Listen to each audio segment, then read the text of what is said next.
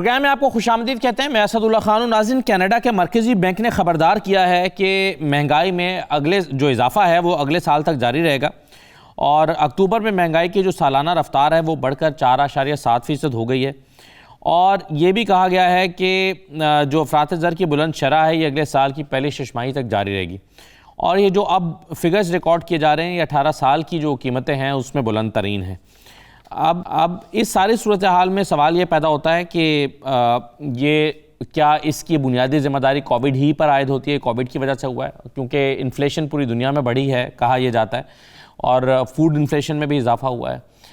पाकिस्तान के बारे में ये कहा जाता है कि पाकिस्तान जो है ये अपने रीजन में सस्ता तरीन मुल्क है, यानी अपने रीजन में यहाँ पर कम कीमतें बढ़ी हैं। फूड इन्फ्लेशन पाकिस्तान में अगर 14% है या इन्फ्लेशन 9% है तो इसको एक बुलंद शरह तस्लीम की जाता है और फिर कहा जाता है कि नहीं कुछ ममालिक में तो इससे भी बढ़ के है। हमसाया ममालिक की मिसाल की जाती है पाकिस्तान को। तो आज एक तो हम कनाडा में जो इन्फ्लेशन है उसकी बात करेंगे, क्यों बढ़ी है, इसको कैसे इसकी रोकथाम मुमकिन है और इसका इम्पैक्ट क्या आया है पब्लिक के ऊपर, और इसका कंपैरिजन पाकिस्तान के साथ करके देखेंगे कि पाकिस्तान में सूरत हाल क्या है और आइंदा दिनों में क्या होने वाली है। तो आज का जो हमारा पैनल है, जो हमारे गेस्ट हैं वो पाकिस्तान और कनाडा से हमारे साथ हैं। डॉक्टर नदीम भट्टी साहब हैं, तज्ज़ियाकार हैं। बहुत शुक्रिया डॉक्टर नदीम भट्टी साहब, खुशामदीद। रुबीना फैसल साहबा हमारे साथ मौजूद हैं, आपको भी रुबीना साहबा खुशामदीद कहते हैं। और ज़फ़र मोतीवाला साहब हमारे साथ मौजूद हैं, आप भी माहिर मुआशियात हैं। मैं तमाम मेहमानों को खुशामदीद कहूँगा। सबसे पहले डॉक्टर नदीम भट्टी साहब, कनाडा की अगर हम बात करें तो यहाँ पर 4.7 जो % कहा जा रहा है महंगाई की के बढ़ने की शरह, ये जनरली नॉर्मली कितनी रहती है जो इसको हम 4.7 को ज़्यादा कह रहे हैं और कहा जा रहा है कि ये पिछले कई साल में बुलंद तरीन है? इसकी बेसिक वजह आप कोविड ही को समझते हैं? जी, पहले तो बहुत शुक्रिया, आपने बड़ा अच्छा मौजू चुना और specially with context to Pakistan के भी यही कुछ इस तरह के मसाइल से हम गुजर रहे हैं, तो it will be a beautiful comparison of Canada with the Pakistan economy as well. अब आपका ये सवाल आ गया कि हमारे कनाडा में नॉर्मली क्या करना चाहते हैं और क्या हो रहा है। जो सेंट्रल बैंक है कनाडा का, उनका ख्याल ये है कि इसको हम लेके आएंगे समवेयर अराउंड 2% पे, और that will be an ideal जो इन्फ्लेशन 2% पे आएगी। लेकिन it is on the rise at this moment. जैसे 2 महीने पहले इन्फ्लेशन थी 4.1, 1 महीना पहले 4.4 हो गई और अब ये 4.7 पे हो गई है। ये ऑन द राइज है। ख्याल ये था कि ये आर्जी होगी और बैंक ऑफ मॉन्ट्रियल ने अपनी स्टडी के बाद ये बताया कि ये जो ट्रेंड है ये अभी को 2 साल चलेगा। ये जो कनाडा का सेंट्रल बैंक था उनका ख्याल था कि 1 साल के बाद इन्फ्लेशन वापस आ जाएगी। लेकिन जो प्राइवेट सेक्टर बैंक्स हैं उनके जो इकोनॉमिस्ट हैं उनकी स्टडी ये है कि ये अभी चलेगा और ये ट्रेंड जो है ये कुछ 2 साल और जाएगा। लेकिन गवर्नमेंट का टारगेट है इसको अराउंड 2% तक लाने का। सही है। और सर इसकी बुनियादी वजह जो है वो, जो मेरा सवाल था कि वो कोविड ही इसकी बुनियादी वजह है? जी, इसके बेशुमार वजूहात है। मैं अगर मुझे इजाज़त है मैं बात करूंगा। उसमें से कुछ वजूहात ऐसी हैं जिनका पाकिस्तान से तल्लुक़ है, जो पाकिस्तान में भी कॉमन है, यहाँ पे भी कॉमन है। लेकिन कुछ ऐसी वजूहात है जो एक्सक्लूसिव हैं टू कनाडा, जो कनाडा में है और पाकिस्तान में नहीं है। फॉर एग्जांपल, अगर आप यहाँ पे कनाडा की एग्जांपल लें तो कनाडा में हुआ ये है कि basically this was a supply and demand mismatch. ये पाकिस्तान के साथ भी कॉमन है। पाकिस्तान में भी सप्लाई और डिमांड का जो मिसमैच हुआ है उसकी वजह से प्राइसेस हाई हुई हैं।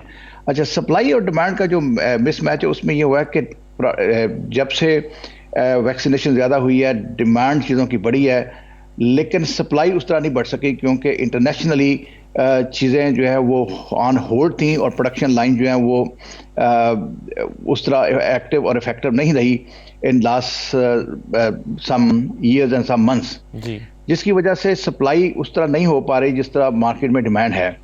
तो सप्लाई की डिले जो है ये मार्केट में इस वक्त प्राइस को इंक्रीज करने का बायस बन रही है। ठीक है। और अगर जिस तरह कह रहे हैं कि 1 साल में या 2 साल में ये वापस आ जाएगी, जैसे पाकिस्तान में भी प्राइम मिनिस्टर साहब ने कहा कि भाई ये शॉर्ट टर्म प्रॉब्लम है जो कि सॉल्व हो जाएगा। तो वो जो सॉल्व हो जाने की होप है वो यही है कि जब डिमांड अपनी जब सप्लाई अपने नॉर्मल प्रोसेस में आ जाएगी तो डिमांड और सप्लाई का जो गैप है वो कम हो जाएगा, तो प्राइस जो है नीचे आएंगी। यहाँ भी यही ख्याल है और पाकिस्तान में भी यही ख्याल है। और ये लोग जो है, ये जो चीज़ है, ये एक कॉमन फैक्टर है बिटवीन कनाडा एंड पाकिस्तान कि सप्लाई और डिमांड इंटरनेशनली जो उसका जो गैप है, ठीक है, वो प्राइसेस के इंक्रीज होने का बायस बन रहा है। सही है, बिल्कुल ठीक है। एक और जो फैक्टर जो वर्ल्ड वाइड सर, अगर आप इजाजत दें तो हम मजीद फैक्टर्स पर बात करते हैं, लेकिन मैं बाकी मेहमानों को अगर शामिल गुफ्तगू कर लूं ताकि कंपैरिजन में साथ साथ मिलता रहे। जफर मोतीवाला साहब, हम पाकिस्तान में बैठकर देखें तो 4.7 हमें कोई ज़्यादा इन्फ्लेशन नहीं लगती, जो कि कनाडा में एक परेशानी की बात बनी हुई है। लेकिन दूसरे अंदाज में देखें तो वहां पर इसका मतलब है कि 100% इन्फ्लेशन बढ़ी है, क्योंकि 2% से अगर 4.7% पे आई है तो ये तो बहुत ज़्यादा है।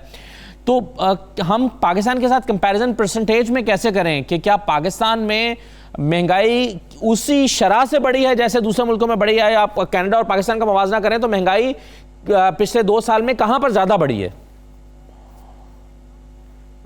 देखिए, कनाडा में 4.7 होना एक बहुत बड़ी ताज्जुब है, क्योंकि कनाडा की पॉपुलेशन भी नहीं इतनी तेजी से बढ़ी है, ना उसका ऐसा है कि उसकी फूड सिक्योरिटी खराब हुई है। अभी डिमांड एंड सप्लाई कनाडा में जो हमारे दोस्त और हैं वो कहते हैं कि वो ड्राइंग रूम में आजकल डिस्कशंस ही वहां पर पाकिस्तानी जो रहते हैं वो यही हो रही है कि कनाडा में महंगाई का अब क्या इलाज है, क्या नहीं है, प्रॉपर्टी के भाव बढ़ गए हैं। उधर जो अमेरिका में हमारे दोस्त रहते हैं वो कहते हैं कभी हमको $13 का पाउंड मिल रहा है गोश्त, कभी $11 का मिल रहा है, गाड़ियों के भाव भी बढ़ गए हैं। तो कंपैरिजन उनकी कनाडा के जो रीजंस हैं वो डिफरेंट है, और वो जो है उनकी कैनेडियन गवर्नमेंट जो है, कैनेडियन बैंक जो है, वो इसको किसी ना किसी तरह 2% पर ले आएंगी, क्योंकि इकोनॉमी मजबूत है। इसके बरक्स पाकिस्तान की इकोनॉमी पहले से ही डामाडोल थी जब ये गवर्नमेंट ने टेक ओवर किया। ये सबको पता है कि उसी टाइम नजर आ गया था कि भाई हमको IMF पर जाना पड़ेगा, बल्कि पाकिस्तान तो लेट हुआ IMF में जाने से। इसके बाद जो आप कई वेरिएबल्स बोल रहे हैं ना कोविड के, और वो सब ने इम्पैक्ट मारा है, ये न्यू वर्ल्ड ऑर्डर आ गया है। अब पाकिस्तान में ये महंगाई ज्यादा इसलिए लग रही है कि कंपैरेटिवली हमारा जो डेली वेजेस अर्नर है उसको 800 रुपए मिल रहे हैं पर डे के, जबकि इसके बरक्स 2000 रुपए मिल रहा है उसको इंडिया में, और बांग्लादेश में 1800 मिल रहे हैं। अभी इसी आप सब कॉन्टिनेंट पर अगर हम रखें तो ये कहना कि पाकिस्तान में महंगाई कम हुई है, उसके हिसाब से कि जो कमा रहा है उसके हिसाब से महंगाई इस रीजन में सबसे ज्यादा पाकिस्तान में हुई है।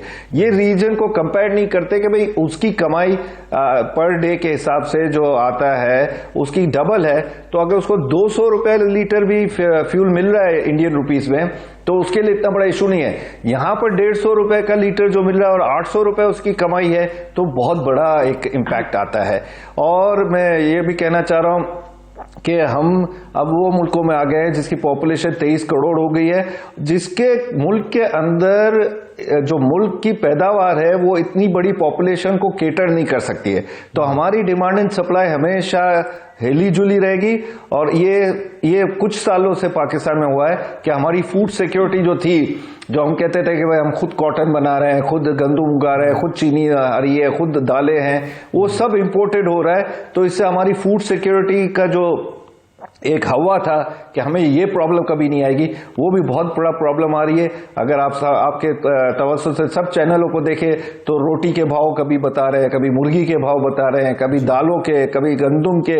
तो ये सब एक किस्म का डिप्रेशन लेकर आ गया है लोगों के माइंड में, और एक पैनिक का है लेवल कि वो गरीब में नहीं बल्कि अमीरों में भी पैनिक का एक लेवल आ गया है कि फूड सिक्योरिटी का हमारा क्या होगा। लेकिन जफर मोतीवाला साहब, इसमें मसला ये है कि एक तरफ तो गवर्नमेंट ये कहती है कि पिछले साल जो एग्रीकल्चर है वो कहते हैं कि ज़राअत के शोबे में 800 अरब की इजाफी आमदन हुई है किसानों को, 800 अरब की। और वो कहते हैं कि जी इसमें ग्रोथ, बड़ी ज़बरदस्त ग्रोथ आई है एग्रीकल्चर में। दूसरी तरफ ये फूड सिक्योरिटी का मसला आप कह रहे हैं कि बड़ा इंपॉर्टेंट है। कॉटन एक साल हादसाती तौर पर कम हुई है, लेकिन गवर्नमेंट कहती है कि अगले साल उसने दोबारा वो राइज पे गई है। तो क्या ये आर्जी मसला है, या गवर्नमेंट के पॉइंट ऑफ व्यू से देखें वो कहते हैं कि 800 अरब का इसमें इजाफा हुआ है, तो क्या चैलेंज फिर क्यों है हमारे लिए ये?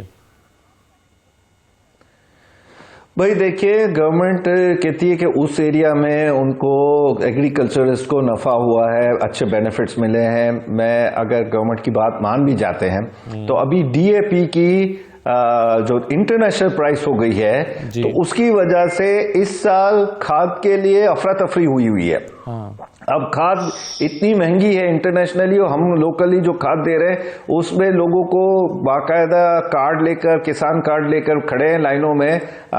साउथ पंजाब में उनको प्रॉमिस किया गया था कि 10 बोरी पर किसान कार्ड मिलेगी, जबकि उनको 1-2 बोरियां दी जा रही है। तो एक किस्म का क्राइसिस पैदावार को बढ़ाने के लिए, पैदावार को नॉर्मल रखने के लिए भी मुश्किलात आ रही है। अब 800 अरब रुपए का उनको नफा हुआ है, तो वो वहीं धुल जाता है जब इनको ब्लैक में खाद लेनी पड़ती है।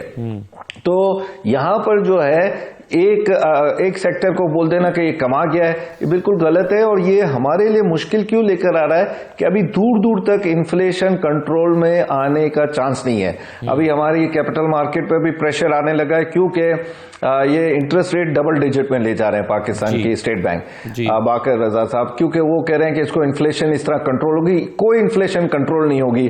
डॉलर रुपये की पैरिटी आपके सामने है, 180 रुपए में भी ओपन मार्केट में नहीं है। तो आप जो इंपोर्ट कर रहे हो, गंदम, चीनी, दालें, स्पेयर पार्ट्स, गाड़ियां, उसकी महंगाई का भी सोच लें। $45 भी अगर ऑयल हो जाए पर बैरल, तो भी पाकिस्तान में फ्यूल की प्राइसेस कम नहीं हो सकेंगी, क्योंकि उनको लेवी भी ज्यादा बढ़ानी है IMF के कहने पर, और इंपोर्टेड जो बिल बनेगा 180-190 के ऊपर डॉलर पर, वो महंगाई कम नहीं करेगा। सही है, बिल्कुल ठीक है सर। मैं आपसे रेट की बात की है, और कैनेडियन गवर्नमेंट जो है वो भी इंटरेस्ट रेट बढ़ाने का सोच रही है। इसके क्या असरात मुरतब होंगे, ये रुबीना फैसल साहबा से जानते हैं। एक छोटा सा ब्रेक लेते हैं जी, ब्रेक के बाद वापस आ रहे हैं।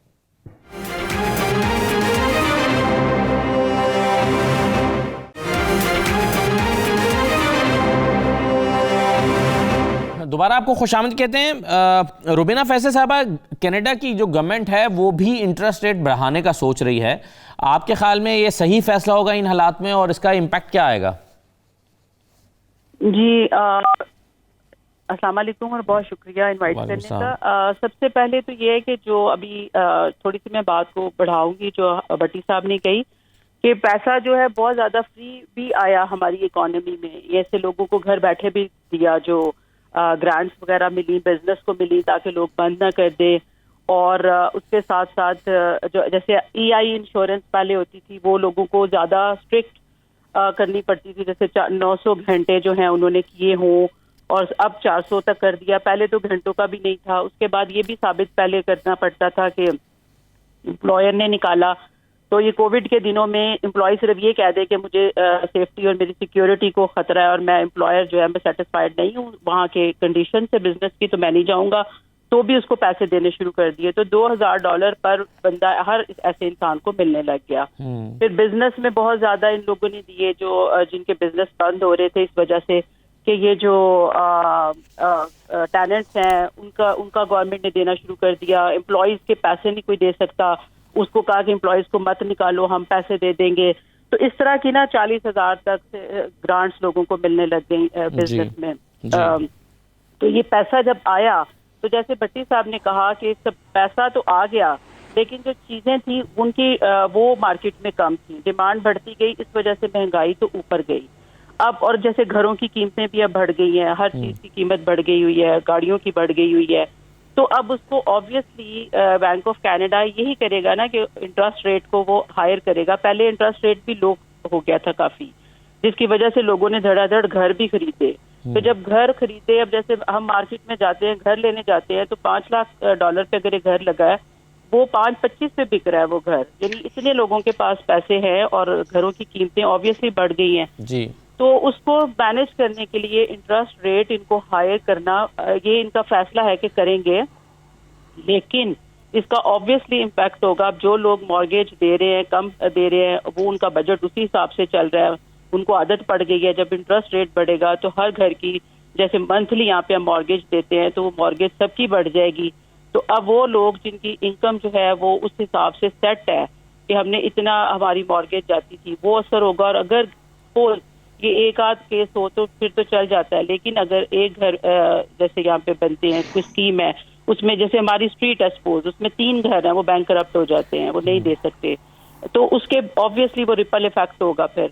तो वो भट्टी साहब ज़्यादा बेहतर एक्सप्लेन कर सकते हैं। फिर वो जो मल्टीप्लायर और एक्सेलरेटर का चक्कर होता है वो इफेक्ट करेगा और डेफिनेटली उसका जो है इकोनॉमी पे इफेक्ट होगा और वो सारा जो है उसी तरह बात वहीं पे जाके खड़ी हो जाएगी जिस चीज़ से ये बचना चाहते थे गवर्नमेंट ऑफ कनाडा। जी सही है, बिल्कुल सही है। लेकिन नदीम भट्टी साहब, ये जो मॉर्गेज रेट को कम रखने का फैसला था गवर्नमेंट का, शायद वो इंटेंशनल था और उसकी वजह ये थी कि वो ये चाहते थे कि कोविड के ज़माने में कम से कम कंस्ट्रक्शन इंडस्ट्री और ये रियल एस्टेट इंडस्ट्री जो है ये चलती रहे और इससे जुड़ी जितनी सनतें हैं उनको फ़ायदा पहुँचेगा। और वही हुआ कि कीमतें, घरों की कीमतें बहुत ऊपर चली गईं। अब आपके ख्याल में वक्त आ गया है कि इन कीमतों को बढ़ने से मजीद रोका जाए, इंटरेस्ट रेट को बढ़ाया जाए, मॉर्गेज रेट को ज़्यादा किया जाए, और अगर ज़्यादा किया जाए तो कितना किया जाए? जी, जैसे मैडम रुबीना ने अभी पॉइंट आउट किया है कि घरों की कीमतें बढ़ जाना यहाँ पे बहुत बड़ा एक मौजू है। अभी मोतीवाला साहब ने बात की कि लोग अपनी घरों में बैठते हैं तो वहाँ ये टॉपिक चलता है कि घर बहुत महंगे हो गए हैं। अच्छा, एक्चुअली आपने जैसे सही पॉइंट आउट किया कि गवर्नमेंट ने इंटरेस्ट रेट लो इसलिए किया कि ज़्यादा लोगों तक जो बैंक का लोन है वो एक्सेसिबल हो जाए और उनकी किस्तें भी कम हो ताकि आम पर्सन जो है वो बैंक से लोन भी ले सके और अपना घर जो है उसको ओन कर सके। जी, उससे लोगों ने घर लिए, ओन भी किए, लेकिन वो उसकी डिमांड इतनी बढ़ गई कि इस वक्त इस 2021 में $121 बिलियन जो है उसका बैंकों से लोन ज़्यादा लिया गया।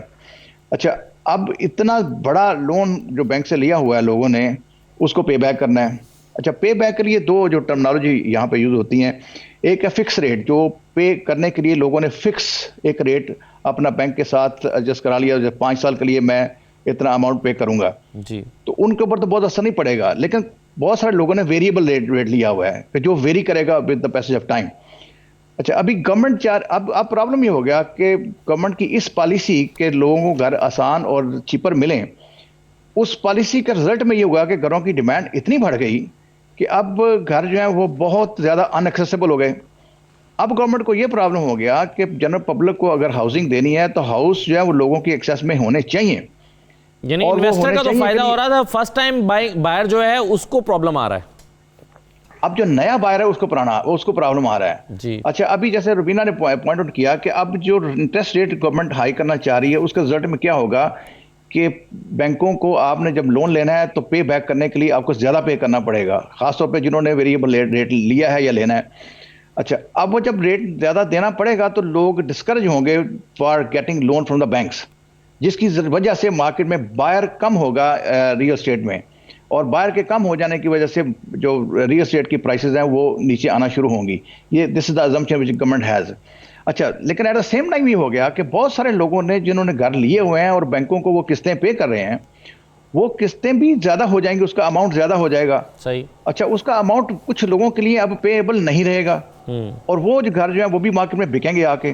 तो मार्केट में हाउसेस की जो सप्लाई है वो, फिर मैं बात जहाँ से स्टार्ट हमने की थी डिमांड एंड सप्लाई की, हाउसिंग की सप्लाई बढ़ जाएगी और लोगों की रीच रिलेटिवली कम हो जाएगी, जिसकी वजह से ये भी तो मसला हो सकता है ना कि बहुत सारे इन्वेस्टर्स जिन्होंने इन्वेस्ट कर दिया है, अपने पैसे इन्वेस्ट किए हैं, अगर इंटरेस्ट रेट ऊपर बढ़ता है तो उनको लॉस भी हो सकता है, उनकी जो उनकी इन्वेस्टमेंट है वो भी खतरे में आ सकती है। तो गवर्नमेंट को इस बात को ध्यान में रखना होगा। मैं यही बात तो कर रहा हूँ कि बहुत सारे लोगों को लॉस भी होगा और बहुत सारे लोगों के लिए अब वो पेएबल नहीं रहेगा, और वो पेएबल ना हो जाने की वजह से जिन लोगों ने इन्वेस्ट किया होता है वो अपनी प्रॉपर्टी बेचने में मजबूर होंगे, और जब वो बेचेंगे तो मार्केट में जो सप्लाई है वो रियल एस्टेट की, हाउसेज की, वो बढ़ेगी, जिसकी वजह से मार्केट में प्राइसेस कम होंगी। और गवर्नमेंट का इस वक्त टारगेट ये है कि हाउसेस की प्राइसेस को कम किया जाए ताकि आम पर्सन जो है वो हाउस बाई कर सके। इस वक्त प्राइसेस इतनी हाई हो चुकी हुई हैं कि normal person, specially a new immigrant, वो घर लेने का सोच नहीं सकता, इतनी प्राइसेस ऊपर चले गई हैं। इसको नीचे लाने का गवर्नमेंट ने अब टारगेट बनाया हुआ है और उस टारगेट के लिए ये रेट ऑफ इंटरेस्ट जो है उसको ऊपर लेके जा रहे हैं। ठीक है, राइट सर। चलिए, मैं जफर मोतीवाला साहब के सामने भी यही पॉइंट रखना चाहता हूँ कि रेट जो है, अभी मुखालफत जाहिर है जफर मोती साहब ने की और बहुत सारे लोग कहते हैं कि इंटरेस्ट रेट को आप बढ़ाकर महंगाई को कम करने के लिए अगर ये फॉर्मूला लगाना चाहते हैं तो सही नहीं है। लेकिन कुछ लोग ये कहते हैं कि इंटरेस्ट रेट इतना कम करने की वजह से भी नुकसान हुआ है। वो उनका आर्गूमेंट क्या है ये मैं आप रखता हूँ और सवाल भी रखूँगा जफर साहब के सामने। एक ब्रेक ले लेते हैं जी, ब्रेक के बाद वापस आते हैं।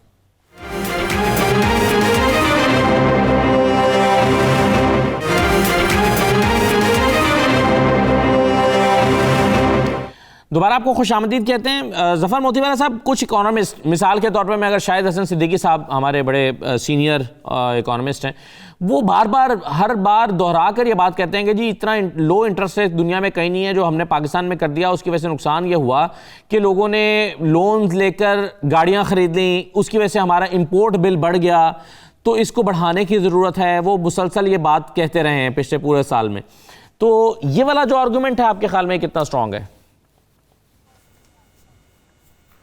देखिए, मैं एक रिक्वेस्ट करना चाह रहा हूं कि हम कनाडा और पाकिस्तान की इकोनॉमीज को कंपेयर ना करें, क्योंकि ऑरेंजेस एंड एप्पल्स की बात आ जाती है। अगर आप देखें तो वहां जब ये टूल इंटरेस्ट रेट का बढ़ाने का हो रहा है तो वो टूल एक परफेक्ट मेथोडोलॉजी से होगा, क्योंकि अमेरिका और कनाडा के दोनों के जो टेस्टिंग हो रही है इकोनॉमीज को संभालने की वो सेम है। जो बाइडेन ने भी यही कहा है कि भाई हम प्रॉपर्टीज के भाव घटाएंगे, क्योंकि वहां पर भी यही क्रिटिकल प्रॉब्लम चल रहा है।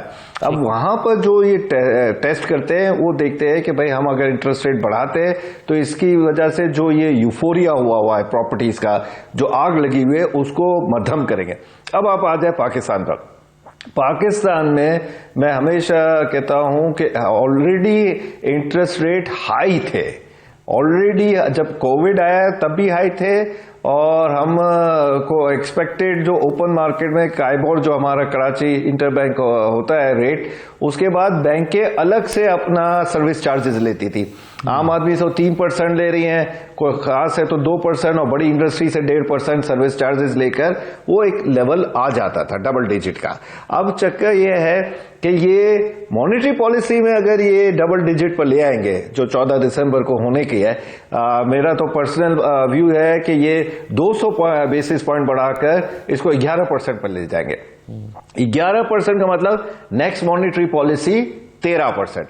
इसका मतलब जब बैंक के प्रोसीजर से कोई गुजर के आएगा तो उसको 15%। अब 15% सालाना देने के बाद कोई इंडस्ट्री फीजेबल नहीं रहती, कोई बिजनेसेस फीजेबल नहीं रहता है। फिर आप एक और देखें ना कि ये जब यहां बढ़ाएंगे तो इनके ऊपर कर्जे हैं तो कर्जों का कॉस्ट बढ़ जाएगी। फिर ये है कि हुकूमत को वो कर्जे देने पड़ते हैं। $2500 बिलियन तो ऑलरेडी भर चुके हैं, 2500 बिलियन रुपए, सॉरी। अब ये फिक्स्ड इनकम की तरफ सबको लेकर जा रहे हैं कि हर फैमिली जो है वो बिजनेसेस रिस्क लेना फैक्टर सब छोड़े और वहां से वो ले ये अपना फिक्स इनकम पर चले जाए। अब जब आप गाड़ियों की बात करते हैं उसका इंपोर्ट बिल, आप बिल्कुल सही कह रहे हैं, लेकिन पाकिस्तान दुनिया का एक ही मुल्क है जहां प्रॉपर्टीज के ऊपर बहुत बड़ा कर्जा नहीं लिया जाता, जैसे कनाडा में लिया जाता है, यूरोप में लिया जाता है, अमेरिका में लिया जाता है। लोगों के स्टेट ऑफ माइंड यही है कि भाई हमारी चीज हो, उसके ऊपर बैंक का कर्जे ना हो। अब आप परसेंटेज अगर 2-5% तमाम प्रॉपर्टीज में से कर्जे पर बैंक से लेकर कर रहे हैं तो अलग बात है, बहुत मामूली बात हुई। गाड़ियों के ऊपर अगर वो उनके ऊपर आ भी जाता है हाई इंटरेस्ट रेट, वो भी एक हाई एंड के लोगों की है, उसमें भी कोई मसला नहीं है। मसला आता है कि बाकी 21 करोड़ अवाम जो है उसको एक तो महंगाई ने मारा हुआ है, फिर हाई इंटरेस्ट रेट मारेगा, हाई इंटरेस्ट रेट, फिर ये डॉलर रुपए की पैरिटी भी आप देखो ना कि भाई वो अगर स्ट्रांग से स्ट्रांग डॉलर होता गया और वीक से वीक आपका रुपी होता गया, तो महंगाई जो है वो भी मेरे हिसाब से एक किस्म की टैक्सेशन है जी। और ये महंगाई जो टैक्सेशन के हिसाब से देखे तो सिर्फ और सिर्फ गरीब पर नहीं पड़ रही, ये अब अपर मिडिल क्लास तक आ गई है पाकिस्तान में। तो अपर मिडिल क्लास वो भी ये देख रहा है कि यार फ्यूल चार्जेस क्या हैं, के इलेक्ट्रिक हमें कराची इलेक्ट्रिक क्या अब चार्ज करेगा। अभी आप देखें कि पाकिस्तान में जो बिल आते थे घरों के वो एसी के साथ गर्मियों के, वो अब एसी के बगैर के सीजन आए हुए हैं, वही है क्योंकि उधर से के इलेक्ट्रिक ने भी बढ़ा दिए फ्यूल चार्जेस के मद में। फिर ऑयल प्राइसेस नीचे भी होंगे तो इनको कहा गया IMF ने कि भाई 30 रुपया आपको लेवी गवर्नमेंट को लेनी पड़ेगी पर लीटर, ताकि वो एडजस्टमेंट हो। ये पूरे के अगर आपके पास ये पैसे भी नहीं होंगे, ये रुपये भी नहीं होंगे, तो गवर्नमेंट अपने एक्सपेंडिचर्स कैसे चलाएगी।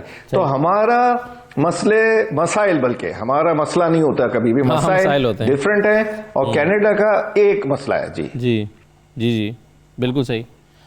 राइट सर, एक चीज़ जो अभी रुबीना साहबा अभी यहाँ डिस्कस भी हो रही थी कुछ देर पहले, ज़फ़र मोतीवाला साहब ने भी कहा कि पाकिस्तान में जो है वो हम इसको अपने हमसाया ममालिक के साथ कंपैरिजन नहीं कर सकते क्योंकि यहाँ पर आमदन जो है लोगों की वो भी कम है। अगर एक मज़दूर 800 रुपये ले रहा है तो इंडिया में 2000 रुपये ले रहा है, बांग्लादेश में 1800 रुपये ले रहा है। ये बताइए कि क्या यहाँ पर महंगाई बढ़ने के साथ साथ लोगों की आमदन भी बढ़ी है क्या कनाडा में, या सिर्फ महंगाई बढ़ी है और आमदन में खास इजाफा नहीं हुआ? आमदन मैंने बताया ना कि इसका जो गवर्नमेंट ने फ्री मनी जो बहुत ज्यादा इंड्यूस की ना, तो उस वजह से लोगों के पास पैसा ज्यादा आ गया और ऑब्वियसली उनके पास थे पैसे। जैसे ये जफर साहब कह रहे थे कि पाकिस्तान को हम कंपेयर नहीं कर सकते, तो यहाँ की ऑब्वियसली इतनी एस्टैब्लिश्ड इकोनॉमीज हैं, तो उन लोगों ने उस चीज़ को हैंडल करने के लिए वो डरे हुए थे। वो स्पेनिश फ्लू वाला के बाद जो रिसेशन आया था उसको नहीं रिपीट करना चाहते थे। फिर यहाँ भी 2008 में एक बड़ा बुरा आया था, क्रंच आया था फाइनेंशियल, सभी इफेक्ट हुए थे, तो ये डरे हुए थे। तो इस वजह से इन्होंने पैसे लोगों को घर बैठे ही देने शुरू कर दिए, जिसका जो है वो उल्टा असर ये अब हुआ है कि लोगों को अब इतनी आदत पड़ गई है कि वो घर से बाहर जाने के लिए, काम करने के लिए तैयार नहीं हो रहे, और उसका जो है उनको अब इस सूरत हाल से निपटना पड़ेगा कि लोगों को बाहर कैसे निकालें। उसके लिए ये है कि अब या तो वो घर बैठे लोगों को 40% कहेंगे कि हम सैलरीज उनकी कम करें, और अगर काम पे आते हैं तो उनकी इतनी ज्यादा यानी कि वो जो उसका दरमियान में गैप है ना, जैसे अभी कोई जाता है और उसको $80 मिलता है और वो घर बैठ के कर रहा है तो उसको सिर्फ 60 मिल रहा है, तो उसको 80-40 करना पड़ेगा इन लोगों को। तो लोगों को जो है वो घरों से निकालना पड़ेगा। और बाकी जो है आपका क्वेश्चन था जी, वो बुनियादी वही सवाल था मेरा कि आमदन में इजाफा, लोगों की इनकम भी बढ़ रही है साथ साथ महंगाई के, या इनकम रुकी हुई है और सिर्फ महंगाई बढ़ रही है? नहीं, इनकम तो रुकी हुई है, इसीलिए तो इन्फ्लेशन आई है ना, कि वो इनकम एक जगह पे रुक गई है, वैसे फ्री पैसा आ रहा है। तो वो जो वर्कर काम करके करते थे, जिस तरह वो जो प्रोडक्शन बढ़ती थी और जो एक नॉर्मल इकोनॉमी की ग्रोथ होती है, वो तो हर जगह रुकी हुई है ना। बिल्कुल सही, इसी वजह से इन्फ्लेशन हुई है। बिल्कुल ठीक है, लेकिन एक चीज़ नदीम भट्टी साहब, हमने यहाँ पे यूके में भी देखा कि ब्रेक्जिट के बाद अभी कुछ अर्सा, और ये एक तरह से बहरान अभी पूरी तरह से टला नहीं है, कि लोगों ने जो यूरोप से आए हुए थे वहाँ पर काम करने के लिए, ख़ास तौर पर जो बड़े कंटेनर्स के ड्राइवर्स थे, उन्होंने वापस अपने ममालिक का रुख कर लिया। उन्होंने कहा कि हमें अपने मुल्क में जाकर ज़्यादा बेहतर इनकम हो रही है, और उसकी वजह से एक बहरान आ गया, पेट्रोल जो है वो पहुँच नहीं पा रहा था। और फिर सिर्फ ये पेट्रोल का बहरान नहीं हुआ इसकी वजह से, बल्कि खेतों में जो फूड आइटम्स थी उनको पिक करने वाले लोग, मजदूर काम करने के लिए नहीं मिलते थे, इसलिए उनकी सप्लाई मार्केट में डिस्टर्ब हो गई, तो बहुत सारे मसाइल पैदा हुए। क्या अगर महंगाई यहाँ पर कनाडा में बढ़ती है, जो बड़ी है, इसका इम्पैक्ट ये हो सकता है कि लोग यहाँ पर जो लेबर है वो ये समझे कि मुझे खास फ़ायदा तो हो नहीं रहा, तो मुझे अपने मुल्क में वापस चले जाना चाहिए? क्या इस तरह का कोई ख़तरा यहाँ पर मौजूद तो नहीं है?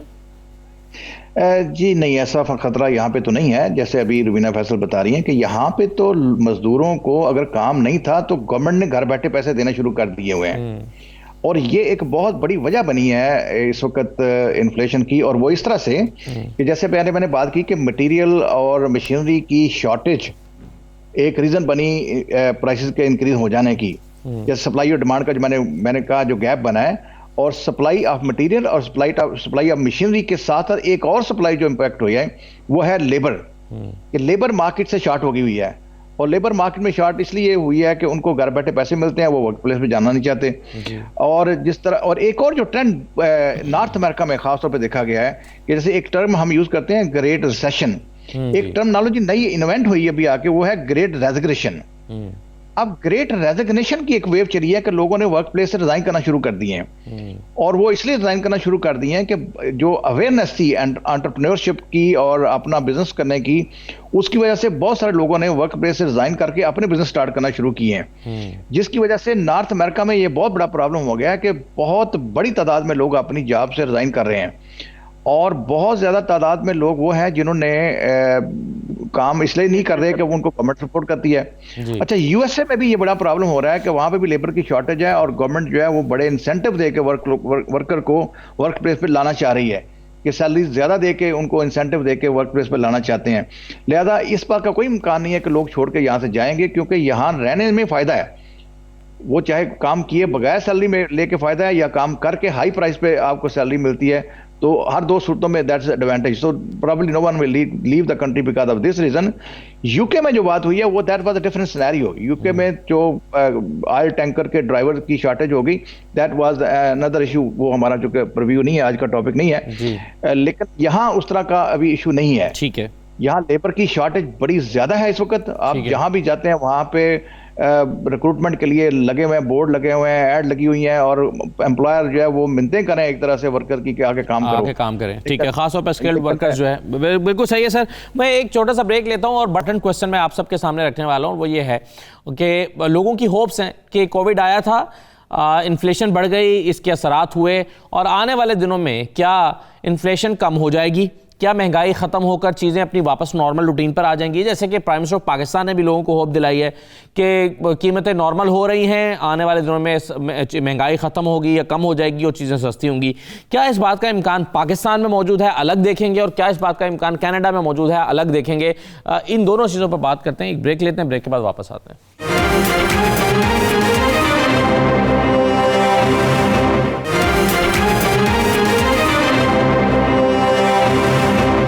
दोबारा खुशामदीद कहते हैं। जफर मोतीवाला साहब, ये सवाल मैं छोड़ गया था ब्रेक पर जाने से पहले, क्या आपके ख्याल में महंगाई कम होगी आने वाले दिनों में? क्योंकि खास हालात की वजह से कोविड के एनवायरनमेंट में दुनिया भर में कीमतें बढ़ी, क्या चीज़ें नॉर्मल होते होते महंगाई भी कम हो जाएगी? देखिए, पाकिस्तान में तो मुश्किल लग रहा है, क्योंकि आप अभी हम सब जो डिस्कस कर रहे हैं, यूरोप को भी किया, ईयू को किया, कनाडा को किया, पाकिस्तान को किया, कमोडिटीज की प्राइस जो है दुनिया में कम नहीं हो रही है, और डिमांड एंड सप्लाई की बात तो है ही है। अब कमोडिटी में इनको जो बाइडेन को यहां तक करना पड़ा कि चाइना को, इंडिया को और खुद को अपने जो रिजर्व ऑयल थे उसको मार्केट में लाना पड़ा ताकि कूल डाउन हो, क्योंकि ओपेक वाले अरबी मुल्क तो मान नहीं रहे अजमी मुल्कों की बात, कि भाई वो तो नहीं मान रहे थे। अब इससे लगता है कि कमोडिटी की प्राइसेस अगर यहीं मेंटेन रही तो हमारी जैसी इकोनॉमी को महंगाई पर कंट्रोल करना बड़ा मुश्किल हो जाएगा। देखिए, मैं वापस रिपीट कर रहा हूं कि एलन ग्रीन्सपैन हो, फेडरल बैंक हो कोई, और वो जो है जब वो कैलकुलेशन करते हैं कि 2% बढ़ा दो तो फिर ये कूलिंग इफेक्ट आएगा प्रॉपर्टीज की प्राइसेस में, सबकी प्राइसेस में, वो उनके पास एक इकोनॉमी ऐसी है जिस पे ये टूल्स वर्क करते हैं।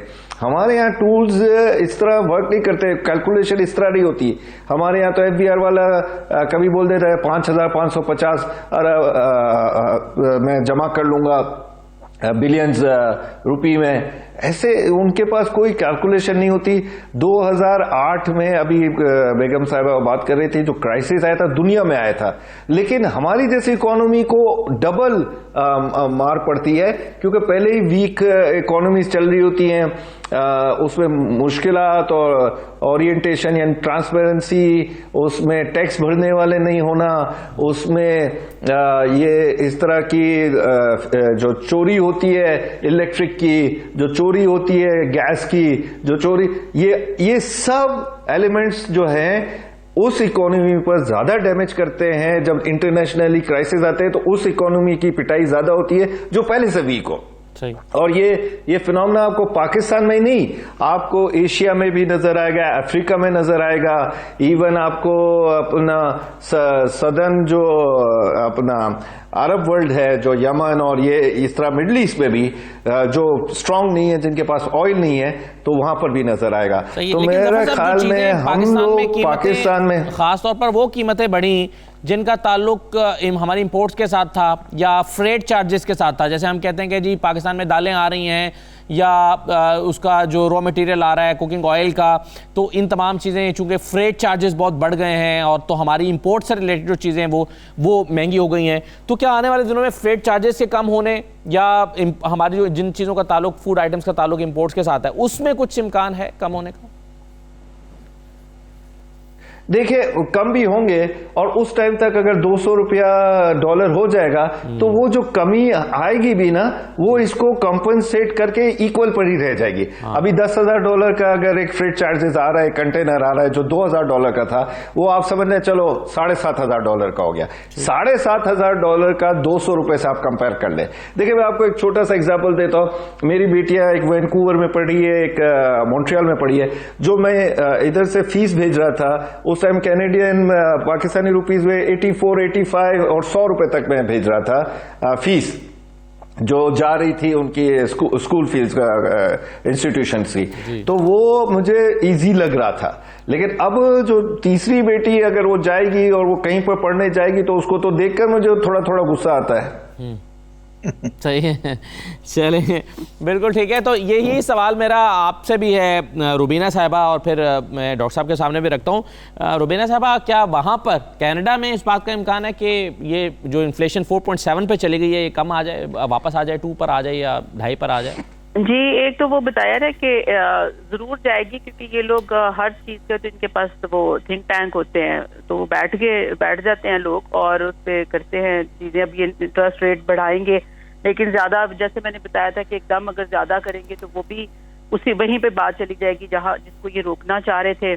तो वो इनको बड़ा वाइजली देखना पड़ेगा। पहले थोड़ा इंटरेस्ट रेट बढ़ा के देखें 2-3 महीने, उसके आफ्टर इफेक्ट देखें कि हो क्या रहे हैं इकोनॉमी में, उस तरह ये करेंगे बहरहाल। लेकिन और सबसे हमारी जो चीज है, ये वेरिएंट आया है इसकी वजह से, और ब्रिटिश कोलंबिया में हमारा फ्लड आ गया इधर, तो वो चीजें जैसे बिल्कुल ये थी जो जिनकी एक्सपेक्टेशन नहीं थी, उसके साथ ये क्या करते हैं। लेकिन जैसे ही ये कोविड वगैरह से जान छूटेगी या थोड़ी चीजें नॉर्मल होंगी, तो कनाडा के पास अपनी इकोनॉमी में इंजेक्ट करने के लिए मनी होती है इमिग्रेंट्स और स्टूडेंट्स की फॉर्म में। जैसे ये जफर साहब बता रहे हैं कि इनकी भी बेटियां इधर पढ़ती हैं, तो इन लोगों को तो बहरहाल जिन्होंने फीसें देनी है उनको तो नुकसान हो रहा है। जैसे हमें भी यहाँ बैठ के, जो हमारे बच्चे जा रहे हैं यूनिवर्सिटीज में, तो हम भी यही सोचते हैं कि अगर घर बैठ के ऑनलाइन पढ़ रहे हैं तो फीस तो ये उतनी ही ले रहे हैं जी। तो वो जो स्टूडेंट्स और जो इमिग्रेंट्स का यहाँ पर एक है ना कल्चर कनाडा का, और वेलकमिंग वाला है, और इनकी जो पॉलिसीज उस हिसाब से बन जाती हैं,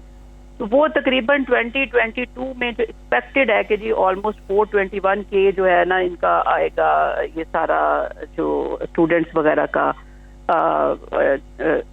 इमिग्रेंट्स की जो इंजेक्शन मनी की होगी हमारी इकोनॉमी में, तो ये बचत करने के तरीके हम बच जाएंगे। उस तरह नहीं, मेरा ये ख्याल है। अब भट्टी साहब क्या कहते हैं मुझे जी, भट्टी साहब क्या कहते हैं? ये जाती जी मैं बिल्कुल जी, मैं जफर मोतीवाला साहब और रुबीना साहब का एग्री करता हूं कि ये वापस आएगी, और मेरा गैस ये है कि 2.7 तक जाएगी। गवर्नमेंट के पास टूल्स हैं, गवर्नमेंट के पास सिस्टम है, बड़ा स्ट्रांग है जो इसको इम्प्लीमेंट करेगा और ये होगा। अच्छा, जब हम बातें कर रहे थे ना जी कीमतों के बढ़ जाने का रुझान की, 2-3 चीजें जो एक्सक्लूसिव है कनाडा में जो कि पाकिस्तान में नहीं है, मैं उनका भी जिक्र मैं करना चाहूंगा कि वैक्सीन जो है, वैक्सीनेशन ज्यादा हो जाने की वजह से अब इस वक्त कनाडा में अराउंड 80% पॉपुलेशन जो है वो उनको वैक्सीनेशन हो चुकी है, और पाबंदियां कम हो गई हैं। पाबंदियां कम हो जाने की वजह से, वैक्सीन ज्यादा हो जाने की वजह से लोग अब खर्च करना चाहते हैं, क्योंकि एक बड़ा अरसा लोग बंद रहे हैं और वो निकले हैं, वो खर्च करना चाहते हैं, और वो खर्च करना चाहने की वजह से, स्पेंडिंग ज्यादा हो जाने की वजह से भी प्राइसेस हाई होती जा रही हैं। एक और बड़ा इंपॉर्टेंट फैक्टर जो कनाडा में हुआ वो ये है चाइल्ड केयर का, कि वर्कर जब काम करने जाते हैं तो अपने बच्चों को डे केयर में, चाइल्ड केयर में छोड़ के जाते हैं जी। अब चाइल्ड केयर और डे केयर मोस्टली बंद हो गए हैं because of this Covid restrictions, और वहां अब बच्चे छोड़ के जाने की जगह खत्म हो गई, तो बहुत सारे वर्कर इसलिए वर्क प्लेस से बाहर निकल गए हैं कि वो उनके पास अपने बच्चों को छोड़ने के लिए कोई जगह नहीं है। ये वो चीजें जो पाकिस्तान में नहीं है लेकिन कनाडा में है। सो मैं अच्छा, एक तो बात मैं और करना चाहूंगा आपसे भी, एक क्वेश्चन ये भी करना जरूरी है कि यहाँ की पॉलिटिकल पार्टीज का क्या रिएक्शन है और क्या रिस्पांस है टुवर्ड दिस प्राइस हाइक। हाँ, जैसे पाकिस्तान में पॉलिटिकल पार्टीज कर रही हैं, तो कनाडा में क्या, इस पे भी हम बाद में करेंगे। तो ये कुछ और फैक्टर है जो कि हमारे यहाँ प्राइसेस की बढ़ने की। आप कीजिए ना बात डॉक्टर साहब के, पाकिस्तान में तो महंगाई एक बहुत बड़ा सब्जेक्ट है और ऑपोजिशन की पार्टीज के लिए सबसे बड़ा मौजू ये है, बल्कि इसके लिए लॉन्ग मार्च का ऐलान हो चुका है पाकिस्तान में। तो वहां पर ऑपोजिशन की जमातें कैसे देखती हैं इसको? क्या वो उसको रिलेट करती हैं गवर्नमेंट की परफॉर्मेंस के साथ? मैं कल रात को एक यहाँ पे जो इस वक्त रूलिंग पार्टी है लिबरल पार्टी, उनकी एक मीटिंग थी जहाँ पे इनके member of parliament, ex finance minister और पार्टी के जो प्रोविंशियल चीफ हैं वो भी आए हुए थे। तो we had a very detailed discussion. लेकिन आप हैरान होंगे कि बहुत थोड़ी डिस्कशन इस पे हुई है और बहुत थोड़ा इस इशू को एक प्रॉब्लम इशू समझा गया है कि प्राइसेस बढ़ जाना जो है ये हुकूमत की नाअहली है। और अपोजिशन पार्टीज भी इसको एज ए पॉलिटिकल स्टंट या पॉलिटिकल इशू नहीं बना रही यहाँ पे। वजह यह है कि यहाँ पे चूंकि पॉपुलेशन एजुकेटेड है, दे अंडरस्टैंड के फैक्टर्स क्या हुए हैं और दे अंडरस्टैंड के these are the factor which are not really controllable by the government. So government is not responsible for the increase in prices in Canada actually. Pakistan में scenario different है, वहाँ तो और तरह रिस्पॉन्सेज होते हैं। लेकिन मैं ये बताना बड़ा ज़रूरी समझता हूँ पाकिस्तान के जो हमारे लोग देख रहे हैं प्रोग्राम को, कि यहाँ पे एजुकेटेड सोसाइटी है, पीपल अंडरस्टैंड के these factors are not because of the government policies, because of the government. ये कोविड है जिसने सारी चीज़ों के ऊपर इम्पैक्ट किया और यहाँ की जो अपोजिशन पार्टीज हैं वो प्राइसेस की इंक्रीज को एज पॉलिटिकल स्टंट और पॉलिटिकल इशू नहीं बना रही। इसी तरह जो गवर्नमेंट है इस वक्त लिबरल पार्टी की, लिबरल पार्टी भी इस बात पे पैनिक नहीं है कि प्राइसेस हमारे कंट्रोल से बाहर हो गई हैं तो हम शायद इलेक्शन हार जाएंगे या हमें गवर्नमेंट पब्लिक की जो सपोर्ट है वो मिलना बंद हो जाएगी। तो ये बड़ा जानना बड़ा जरूरी है कि प्राइसेस बढ़ जाना is not a political issue in Canada. ठीक, बिल्कुल सही है। बहुत शुक्रिया डॉक्टर साहब आपका प्रोग्राम में शिरकत करने के लिए। रुबीना फैसल साहब, जफर मोतीवाला साहब, बहुत शुक्रिया। इजाज़त दीजिए, अल्लाह हाफिज़।